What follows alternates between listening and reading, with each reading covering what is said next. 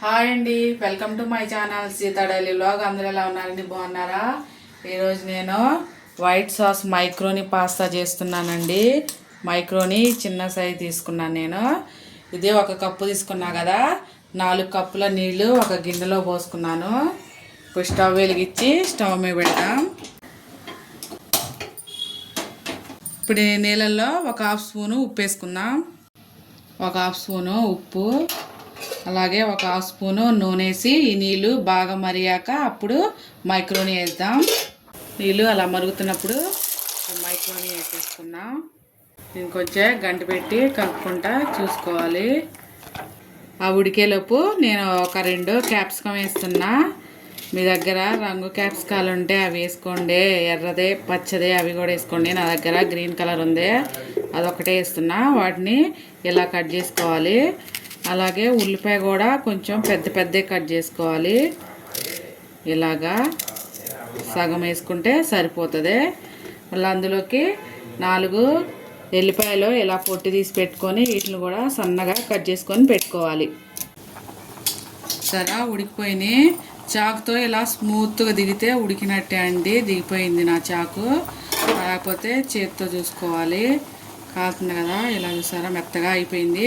ఇప్పుడు ఈ స్టవ్ ఆపేసుకొని వీటిని వడపోసుకుందాం. ఇలా ఒక చిన్న గిన్నె పెట్టేసి దానిలో వంపేసుకోవాలి.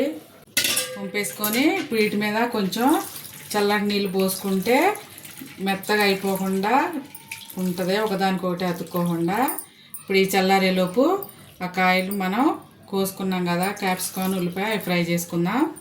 స్టవ్ వెలిగించి ఒక బాండి పెట్టి ఇప్పుడు ఇందులో ఒక స్పూను బటర్ వేస్తున్నా. మీరు నూనె అయినా వేసుకోవచ్చండి. నా దగ్గర కొంచెం బటర్ ఉంది కదా, బటర్ వేస్తున్నా. బటర్ కరిగాక ఇప్పుడు ఇందులో ఎల్లిపాయ ముక్కలు, ఇవి కొంచెం ఫ్రై అవ్వాలి. ఎల్లిపాయ ముక్కలు ఫ్రై అయ్యాక ఉల్లిపాయలు వేసుకుందాం. ఉల్లిపాయలు కూడా కొంచెం మెత్తగా అవ్వాలి, బాగా ఫ్రై అయ్యే పని లేదు, కొంచెం సాఫ్ట్ అవ్వాలి. ఉల్లిపాయలు కొంచెం ఇలా ఫ్రై అయ్యాక ఇప్పుడు క్యాప్సికమ్ వేసుకుందాం.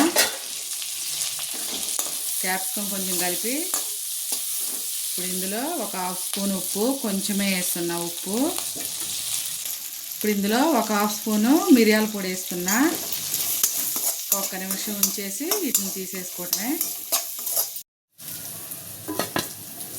ఫ్రై అయిపోయినాయి, వీటిని తీసి ఒక ప్లేట్లో వేసుకుందాం. ఇప్పుడు అదే ప్యాన్లో ఇంకో స్పూను బటర్ వేస్తున్నా. అలాగే ఒక హాఫ్ స్పూను నూనె కూడా వేస్తున్నా. బటర్ లేకపోతే నూనెతో కూడా వేసుకోవచ్చు.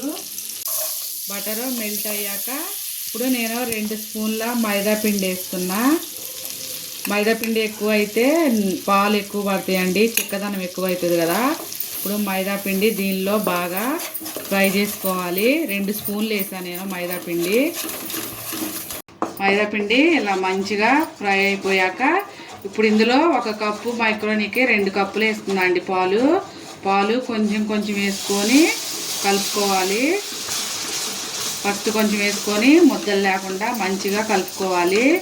మీడియం ఫ్లేమ్ మీద ఉంచుకోవాలి మంట. ఇది మొత్తం దీనిలో మిక్స్ అయ్యేలా కలుపుకోవాలి. మీకు గంటతో రాకపోతే అది ఉంటుంది కదా, బిస్తర్తో దాంతో అయినా కలుపుకోవచ్చు. నిదానంగా మొత్తం దీనిలో మిక్స్ అయిపోయేలాగా పాలల్లో కలుపుకోవాలి. 2 కప్పులు వేసాను నేను పాలు. దీనిలో మిక్స్ అయ్యేలా కలుపుదాం మొత్తం. ఇలా మొత్తం బాగా కలిసిపోయాక ఇప్పుడు ఇందులో ఒక హాఫ్ స్పూను మిరియాల పొడి, అలాగే కొంచెం ఆర్గానో ఉందండి నా దగ్గర, అది తర్వాత చిల్లీ ఫ్లేక్స్ వేసి దీనిలో కలుపుకోవాలి. ఇంకా కొంచెం రుచికి సరిపడా ఒక హాఫ్ స్పూను ఉప్పు వేస్తున్నా. దీనిలో మిక్స్ చేసుకోవాలి. ఇప్పుడు కొంచెం చీజ్ వేసుకుంటే బాగుంటుందండి. నేను 2 స్లీవ్ సైజులు వేస్తున్నాను. చీజ్ అంతా ఇందులో మెల్ట్ అయిపోయాక ఇప్పుడు మనం మైక్రోని వేసుకుందాం. కలిపేసుకోవాలి. కొంచెం కనుక మీకు గట్టిగా అనిపిస్తే 2 స్పూన్ల పాలు వేసుకోవచ్చండి, నాకు సరిపోయింది. మనం ఫ్రై చేసి పెట్టుకున్న ఈ క్యాప్సికమ్ కూడా వేసేద్దాం. ఇందులో వేసేసి మొత్తం కలిసేలాగా కలిపేసుకోవాలి. ఇప్పుడు ప్లేట్లో వేసుకుందాం. అంతే, yummy tasty white sauce cheese macaroni ready అయిపోయింది. ఇలా మధ్యాహ్నం చేసుకొని తింటే చాలా బాగుంటుందండి. పిల్లలకి కూడా చాలా ఇష్టంగా తింటారు. చూడండి అంతే, సింపుల్ చేసుకోవడం కూడా చాలా టేస్టీగా ఉంటుంది. ఇప్పుడు టేస్ట్ చేసి చూపిస్తాను నేను. వేడి వేడిగా పాస్తా రెడీ అయిపోయింది, వైట్ సాస్.